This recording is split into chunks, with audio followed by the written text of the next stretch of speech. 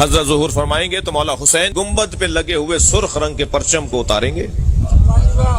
عرب دنیا کا دستور ہے، جس کے خون کا بدلہ نہیں ہوتا اس کی قبر پہ سرخ جھنڈا لگاتے ہیں۔ امام حسین کے گنبد پہ جو سرخ رنگ کا جھنڈا لگا ہوا ہے نا، پرچم لگا ہوا ہے، وہ اسی لیے لگا ہوا ہے کہ ابھی خون کا بدلہ باقی ہے، اور بدلہ لینے والے صاحب بارث مولا کا فرزند، اور ایسا عظیم فرزند کہ جن سے مولا کو خود مولا حسین کو اتنا پیار ہے کہ جب ظہور فرمائیں گے نا امام مہدی تو رجعت سے حسین دوبارہ اٹھائے جائیں گے، اور عالمی سطح پر امام حسین کی حکومت ہوگی۔ جی عالمی سطح پر امام حسین، کوئی بارڈر ختم نہیں ہوگا، بارڈر ختم ہو جائیں گے، پاسپورٹ ختم ہو جائیں گے، یہ شناخت ختم ہو جائے گی کہ مغرب والے لوگ اور ہیں اور مشرق والے اور ہیں، سب امام مہدی کے ہوں گے۔ ایک ہی اذان سنائی دی جائے گی، ایک ہی انداز کا مذہب ہوگا، امام مہدی کی پوری عالمی حکومت ہوگی، اور امام مہدی جب تشریف لے کر آئیں گے تو امام حسین دوبارہ سے لائے جائیں گے، امام کی رجعت ہوگی، امام دوبارہ اٹھائے جائیں گے، اور امام حسین جب امام مہدی کو ایک یہودی عورت سر پر پتھر مارے گی جس سے امام مہدی شہید ہوں گے، تو امام حسین ہی امام مہدی کی نماز جنازہ پڑھائیں گے اور اپنے بیٹے کو اپنے ہاتھ سے دفنائیں گے، اور پھر پوری دنیا پہ حسین کی حکومت ہوگی۔ یہ ہے وہ عقیدہ رجعت۔ صلوات پڑھیں ذرا محمد و آل محمد پر۔ اس سے بلند اور بہتر صلوات نبی کی ذات پہ عطا فرمائے۔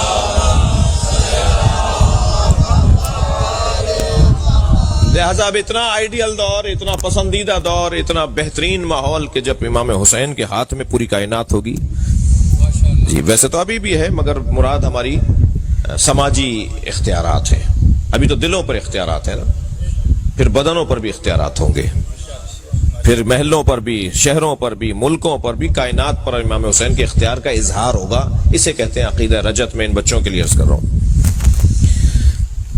اس زمانے کے لوگوں کی صفات کیا ہیں۔ اس زمانے کے سب سے پہلے تو اللہ نے یہ بات واضح کر دی کہ آخری زمانے میں دین کو بچانا بہت مشکل ہوگا، دین بچانا بہت مشکل ہے۔ بہت بڑا کارنامہ ہے ان لوگوں کا جو آج کے زمانے میں نماز پڑھتے ہیں، بہت بڑا کارنامہ ہے ان لوگوں کا جو آج کے زمانے میں مجلس میں آ کے بیٹھتے ہیں۔ جتنا مجمع یہاں بیٹھا ہے الحمدللہ بہت بڑا مجمع ہے، لیکن اس سے 2 برابر مجمع ہوگا جو نہیں آیا۔ جی اس سے 2 برابر مجمع ہوگا جو ان کو پتا ہے کہ مجلس ہو رہی ہے پھر بھی وہ نہیں آیا۔ تو یہ جو آ کے بیٹھا ہے، یہ جو نہیں آیا وہ برابر کیسے ہو سکتے ہیں؟ یہ برابر نہیں ہوں گے نا، یہ جو آ کر بیٹھے ہیں ان کی فضیلت زیادہ ہے نا۔ ایسے ہی جو نماز پڑھنے کے لیے مسجد میں جاتے ہیں، جمعہ پڑھنے کے لیے جاتے ہیں، حج کرنے جاتے ہیں، عبادتیں انجام دیتے ہیں، وہ کیسے برابر ہو جائیں گے؟ ان لوگوں وہ ان کے برابر کیسے ہو جائیں گے جو یہ سب کچھ نہیں کرتے؟ اللہ کا نہ کسی سے پڑوس ہے، نہ اللہ کی کسی سے رشتہ داری ہے۔ اللہ پڑوس کی بنیاد پر نہیں کرتا، کسی کو مقام نہیں دیتا، نہ رشتہ داری ہے اللہ کی، لم یلد ولم یولد ہے۔ جی اللہ تو محنت اور مشقت اور زحمت اور عبادت اور خلوص اور سچائی کی بنیاد پر عظمتیں دیتا ہے۔ کوئی ضروری نہیں ہے کوئی 5 لاکھ روپے خرچ کرے تو زیادہ معتبر ہو جائے، اور کوئی 5 روپے خرچ کرے تو اس کا اعتبار کچھ نہ رہے۔ اللہ کے یہاں گنا نہیں جاتا، تولا جاتا ہے۔ وہ یہ دیکھتا ہے کون میری خاطر کام کر رہا ہے۔ کیا معلوم وہ ککڑی بیچنے والے کی 2 ککڑیاں جو اس نے کسی عزادار کو کھلائی ہوں، وہ کسی کی دیکھ کھلانے سے زیادہ ثواب رکھتی ہو۔ خبردار۔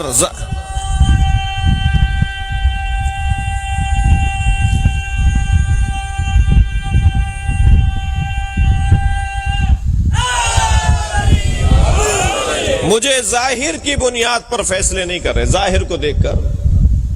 خبردار، ظاہر پر فیصلہ نہیں ہوگا، باطن پر اور خلوص نیت پر فیصلہ ہوگا۔ اور جو میرے ہاتھ میں نہیں ہے کہ میں کسی کا فیصلہ کروں، کیا معلوم وہ سچا ہو اور میں سوچا ہوا ہوں کہ سچا نہیں ہے۔ ویسے بھی جس جگہ ہم بیٹھے ہیں نا، تھکے ہوئے تو نہیں ہیں آپ؟ جس جگہ ہم بیٹھے ہوئے نا، یہ جگہ اینک بدلنے کی جگہ ہے۔ یہاں بیٹھنے والوں کی دید تبدیل کروائی جاتی ہے، اینک تبدیل کروائی جاتی ہے۔ یہاں بیٹھنے والا وہ دیکھتا ہے جو حقیقت ہو۔ چشمے سر سے دیکھنے والے اور ہیں، چشمے جان سے دیکھنے والے اور ہیں۔ یہ فرش آزاد چشمے جان اور آنکھوں کو کھولتی ہے جو دل کی آنکھیں ہیں۔ بصارت سے بصیرت کا سفر ہے جو عزاداری سے نصیب ہوتا ہے۔ یہ فرش عزا پہ بیٹھنے والوں کی دید ہی کچھ اور ہے۔ میں ایک جگہ سے گزر رہا تھا، رستے میں سانپ بیٹھا ہوا تھا، میرے بڑھتے ہوئے قدم رک گئے، میں سوچنے لگا یہ موذی ہے، حملہ کرے گا۔ لوگ مجھے دیکھ کر آپس میں باتیں کرنے لگے، مولانا کو دیکھو بڑی شجاعت کی باتیں کرتے ہیں، بڑی تقریریں کرتے پھرتے ہیں، سانپ سے ڈر رہے ہیں۔ اب میں سوچنے لگا ان کے چڑھانے میں آؤں یا عقل مندی کا ثبوت دوں۔ بہت سارے لوگ ہوتے ہیں نا چڑھا کے غائب بھی ہو جاتے ہیں۔ ابھی میں کھڑا ہوا سوچ رہا تھا کہ ایک چھوٹا سا بچہ میرے برابر میں آ کے کھڑا ہوا، کہنے لگا مولانا یہ پلاسٹک کا سانپ ہے۔ جب مجھے معلوم ہوا نا پلاسٹک کا سانپ ہے تو میں نے اسی پر پیر رکھا، اسے کچلتا ہوا چلا گیا۔ معلوم یہ ہوا جب حقائق روشن ہو جاتے ہیں تو اقدامات بھی تبدیل ہو جاتے ہیں۔ جی ساری دنیا جس یزید سے ڈر رہی تھی، حسین اس کی حقیقت کو جانتے تھے۔ صلوات پڑھیں گے محمد و آل محمد۔ حقائق روشن ہوتے ہیں یہاں۔ خبردار کپڑوں کی بنیاد پر کسی کا احترام نہیں ہونا،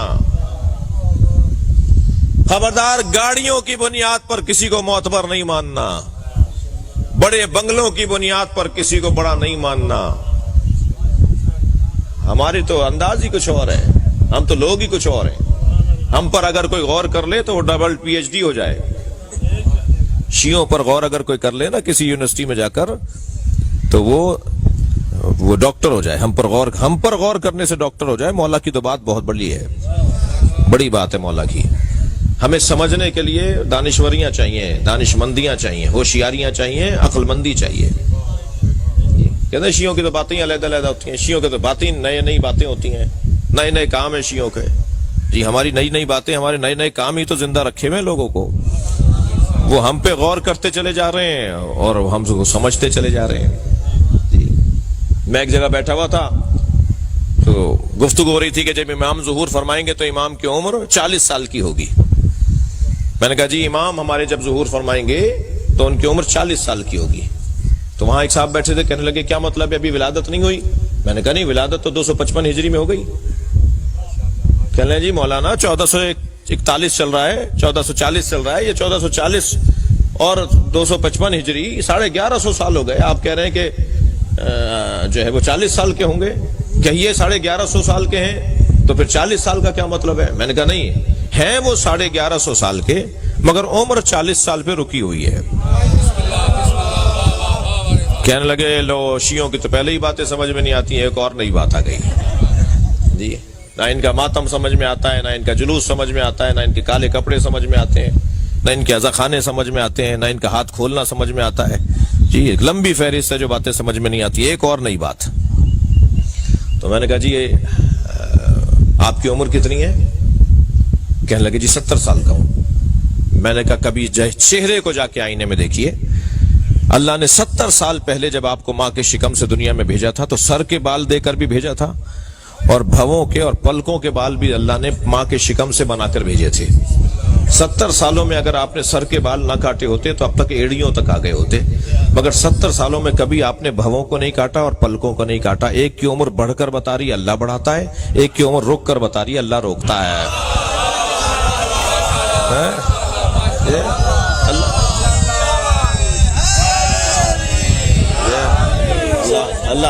اللہ چاہے تو عمر کو روک دے، اللہ قادر ہے۔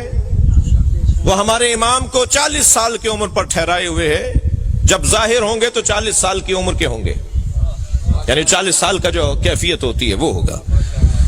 تو عزیزان گرامی، ہم تو جو یہاں بیٹھنے والے کی میں بات کر رہا تھا کہ دید ہی کچھ اور ہے۔ یہاں بیٹھنے والے کی اینک بدلنی چاہیے۔ بھئی 2 گھنٹے تک اگر کوئی گلاب بیچنے والے کی دکان پہ بیٹھے تو 4 گھنٹے تک اس کے اندر سے گلاب کی خوشبو آتی ہے۔ جو 60 سال سے حسین کر رہا ہو اس میں حسین کی سیرت کی جھلک کیوں نہیں آئے گی؟ اس کے رویے بدلے ہوئے کیوں نہیں ہوں گے؟ اس کا انداز تبدیل کیسے نہیں ہوگا؟ وہ جب چل رہا ہوگا تو چال بتائے گی کہ حسینی جا رہا ہے، اس کا اقدام بتائے گا کہ حسینی ہے، اس کے طور طریقے بتائیں گے کہ یہ اہل بیت کا چاہنے والا ہے۔ اہل بیت کے چاہنے والوں کی طریقہ زندگی کچھ اور ہوتا ہے۔